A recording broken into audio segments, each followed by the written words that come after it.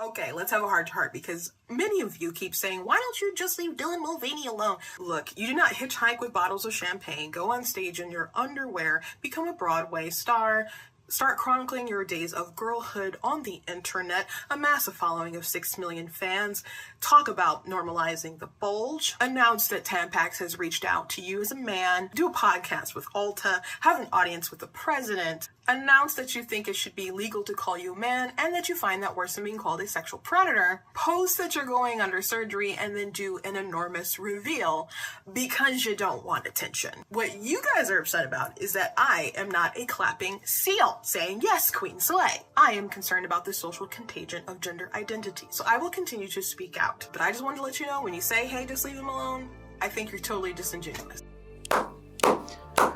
Call me a clapping seal for her, because she pretty much hit it on the mark. But was it a bullseye? See, many would think that this Dylan Mulvaney guy, he's experiencing a gender identity crisis, where he's seeking attention for assistance as he goes on his journey from manhood to womanhood. However, I see this more as an actor, put in place a social engineer society to believe in that man can actually become a woman, and that it basically encourages, it encourages to do so as he gets various sponsorships like Ulta and access to people, in high places, elite people. Like, for instance, got an invitation to the Grammys, and he had a sit-down meeting with the President Biden.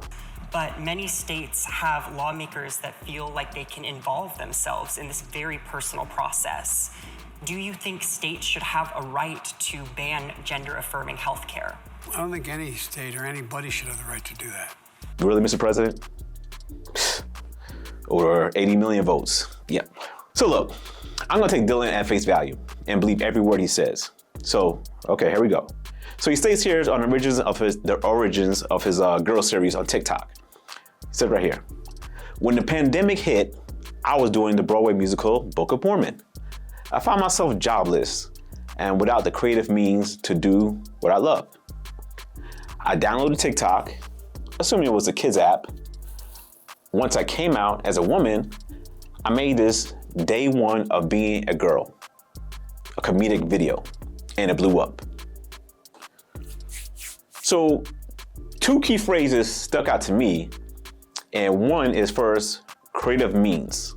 Now, do some background research. I see that Dylan Mulvaney is a Broadway actor, which is diametrically different than a Hollywood actor. Because of course, with Broadway performances, you're live. You're right there in front of a live audience with very little room for error. So to me, creative means for a Broadway actor has to truly, apply to like a strong imagination, an artistic work to bring life to the character that's been received. I would imagine in theater that you have to do things to bring this character to life by like applying, techniques like costumes, singing, dancing, emoting intensely, especially during monologues and dialogues. And these things are things that Dylan pretty much applied pretty much in all the videos I've seen. I admit, watching his videos did get very annoying, doing his research. Because it was way over the top. But after watching a few of these videos, I started saying to myself, this guy must be an actor. Then, when I researched and I found it and was confirmed, I was like, this is making too much sense. It's become a little too obvious if you actually really look deep into it. And the second phrase he stated is that he downloaded TikTok assuming it was a kids app, which it is. Well, mainly kids use it. So I'm thinking, if you assume that was a kids app, then why would you download it, especially when you know your creative means and that you documenting your transition from a man to a woman?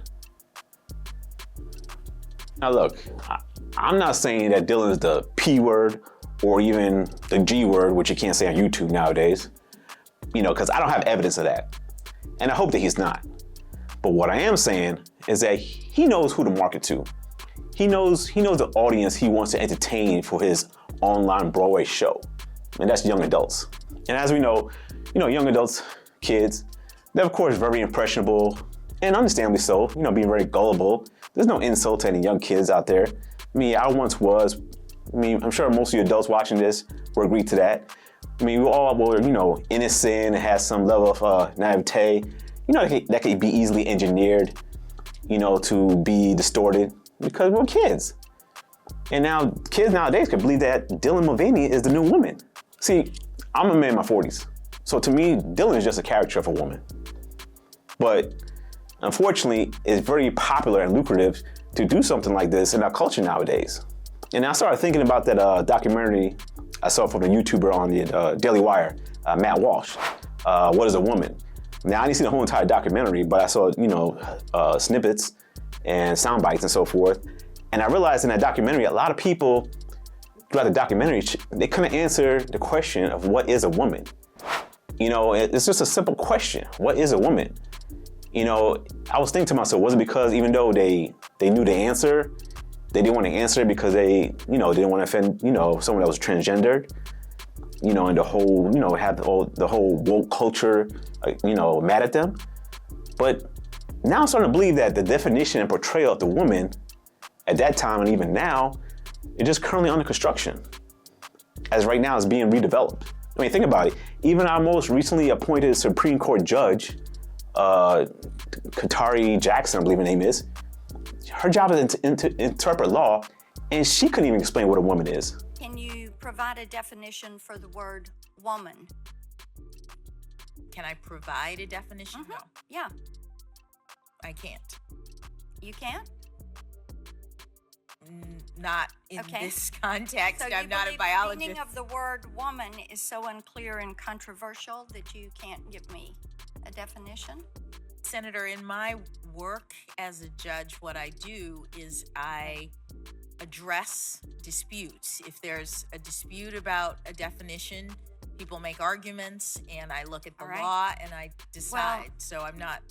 The fact that you can't give me a straight answer about something as fundamental as what a woman is underscores the dangers of the kind of progressive education that we are hearing about. Yo, that's sad, man. This is so sad. She knows.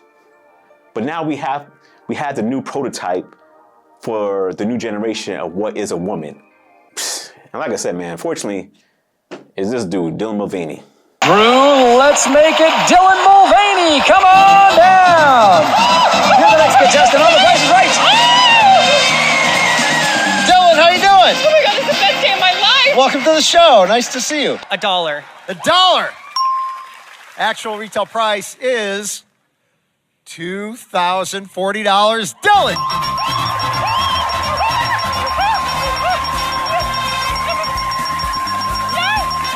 Dylan. And this phenomenon, whether he's just acting, grifting, or he generally has a delusion of being a woman, it has encouraged numerous copycats.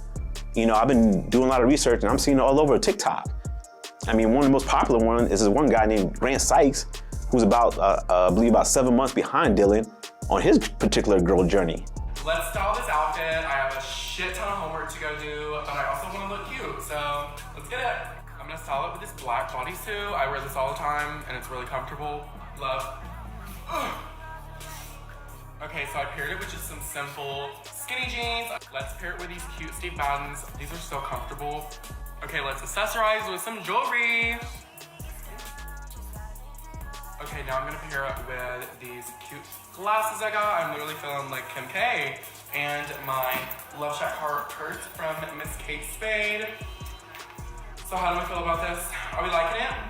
Love. So, man. Oh my goodness, man, these guys, man, they just crave so much attention. So they objectify themselves and sexualize themselves, and oh my God. Oh, but now that Mr. Mulvaney has completed this year journey, I don't see him ending this whole chronicle thing anytime soon. I highly doubt that he gets the whole bottom surgery, because the way things are nowadays, the new woman, the way it's being constructed, they don't have to remove their twigs and berries. As long as they perceive themselves to be a woman and dress up as a woman, that's it. So basically the culture is just manufacturing the idea that a man is still heterosexual if he engages with a man that transitions into a woman, but also keeps his male biological parts. Just think about that. Today's topic is going to be about why men are afraid to date transgender women.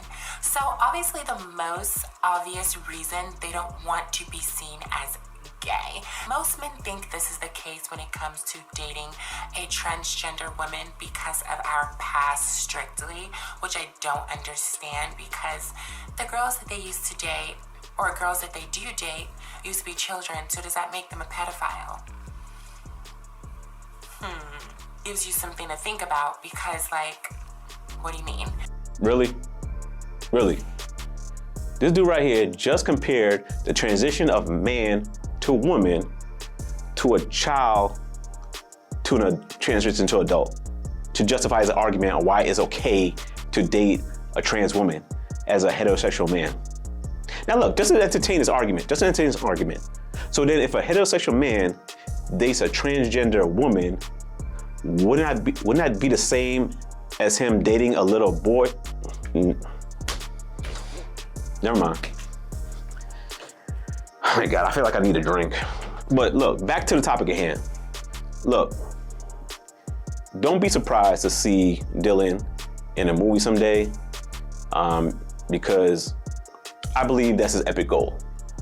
However, this journey, through girlhood on social media, the thing about it is that it not only encourage transgenderism, but it provides a guideline or a smooth direction for the youth, on how to transition. I mean, this right here, this is more than social engineering.